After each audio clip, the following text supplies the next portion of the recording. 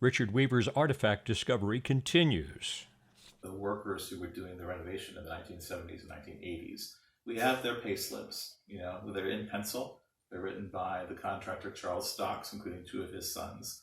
So I'd love to find one of those folks who were ripping out the floorboards and taking out the things that were rotten and replacing them all to help us understand what it was like. So our structure is 150 years old. I have an old house too. People say, well, how much of this is original? And it presents an interesting question of what do you mean by original? There are multi-layers. There are multiple layers of original. So in Christ Church, we have 150-year-old walls. We have 40-year-old floors. Yeah. We have 90-year-old windows, right? All historic, all in a sense original. But to understand how they came to be is very interesting. I'll tell you, I came across notes, some hand-made drawings in pencil in there in the book. At some point, someone decided that there was a problem with the doors at Christ Church. The doors were not sufficiently wide for coffins to be brought in for funerals. And so plans were drawn up to enlarge the doors. And in fact, you'll see coffin sizes are written down there, small, medium, and large coffin sizes. So the other handwritten thing I found, which I thought was very sweet, there's a parishioner today. She's an elderly woman, and her mother was in charge of the needlepoint, the kneelers. So new kneelers were created for when the church opened. In the 80s. In the 1980s. Yeah. And so for the years prior to that... Yeah, because being shut up for 30 years, that would be... Yes.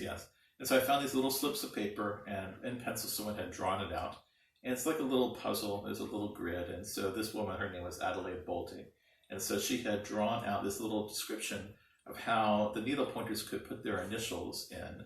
So their initials would be present on the underside of the So needles. like a little instructions, a little protocol on how to. And they're about this big. Yeah. And they're very flimsy. They're just graph paper, right, and pencil. And somehow that survived, and so I reproduced that in the book also. So this captures every artifact that you have. Well, it's a sample, at least a sample of the artifacts. Right. So there's lots there. The tough part of a book like this is you want to speak through the artifacts, right? And you don't want to overwhelm the reader by providing too much of the same thing. So that's a fine balance. Yes. So I feel like I've provided a good sample of the artifacts that we had. When I was going through the collection, as I'll roughly call it, there were lots of things there, and I thought, well, should I throw some of this away? Is this really useful? And I did not, because I don't know in a year's time if I may find something useful. The only thing other find would make this find correct. valuable, which you never saw. You never saw the value until you can cross-reference it. I will admit to throwing one thing away, which is I found lots of blank checks from bank accounts that had been closed 20 or 30 years ago. Yeah. Those got shredded, but everything else... Bank account from the 80s. Right, yeah. So I kept with the checks, the register of what the checks had been written for, but the unwritten blank checks, they were, I parted with those. Yeah, so a check register, that's a valuable historical document right there. So not only for fixing the hen house, but painting. Yeah. So I found a reference to an expense in the 1930s, which I reproduced in there.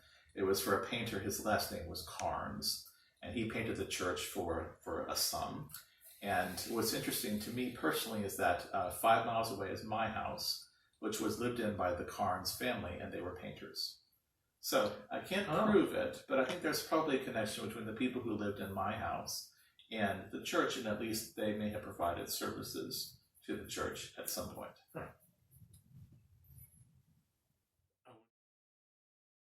Thank you for watching, and please tune in tomorrow for our next episode of St. Peter's 150.